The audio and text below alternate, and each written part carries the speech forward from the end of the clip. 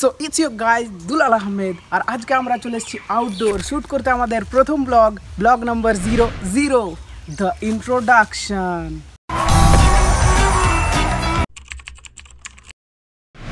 তো এই ভিডিওটাতে আমরা আলোচনা করব দুটি বিষয় নিয়ে। প্রথমত থাকবে আমরা কোন বিষয়ে ভিডিও আপলোড করবো এই ব্লগ চ্যানেলে, আর দ্বিতীয়ত থাকবে আমাদের ব্লগ চ্যানেলের ক্যারেক্টার্সদের ইন্ট্রোডাকশন। তো দেরি না করে তাড়াতাড়ি শুরু করা যাক।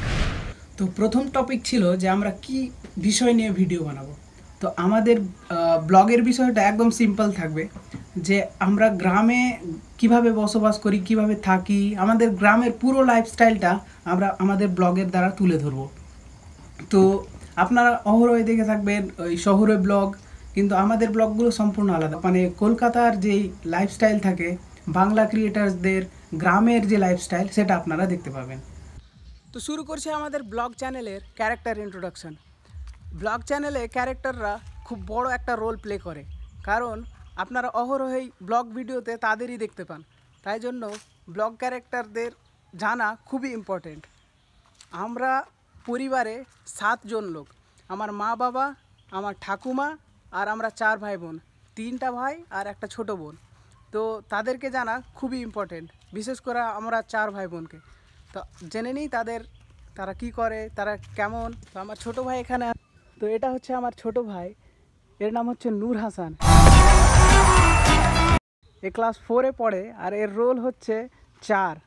আর এ বাড়িতে সব কিছু হোমমেড বানাতে খুব ভালো পারে।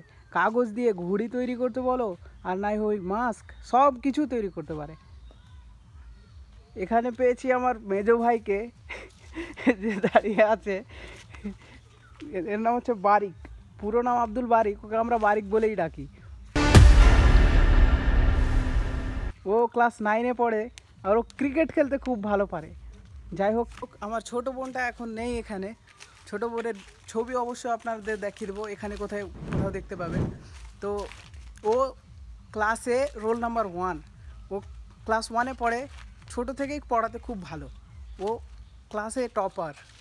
এইবারে আসছে আমার কথা।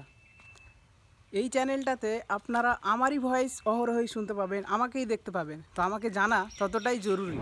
আমি এইচএস দিয়েছি 2023 সালে, এবং রানিং ইয়ারেই পশ্চিমবঙ্গের সবচাইতে ভালো ইঞ্জিনিয়ারিং কলেজ যেটা যাদবপুর ইউনিভার্সিটি, ওটাতে কোয়ালিফাই করেছিলাম। কিন্তু যাইনি, কারণ ওই ব্রাঞ্চগুলো ভালো ছিল না, ব্রাঞ্চ ভালো পাইনি। তাই এবার আবার দিয়েছি 2024-এ। আর এবারে পরীক্ষা কিন্তু ভালো হয়েছে। এবারে যদি ভালো ব্রাঞ্চ পেয়ে যাই তাহলে অবশ্যই চলে যাব। তো অ্যাকচুয়ালি বলতে গেলে আমি হচ্ছে একটা ইঞ্জিনিয়ারিং স্টুডেন্ট। আর হ্যাঁ, শেষে একটা বিষয় বলতে বাকি ছিল, যে আমাদের ব্লগগুলোর টাইমিং কি থাকবে।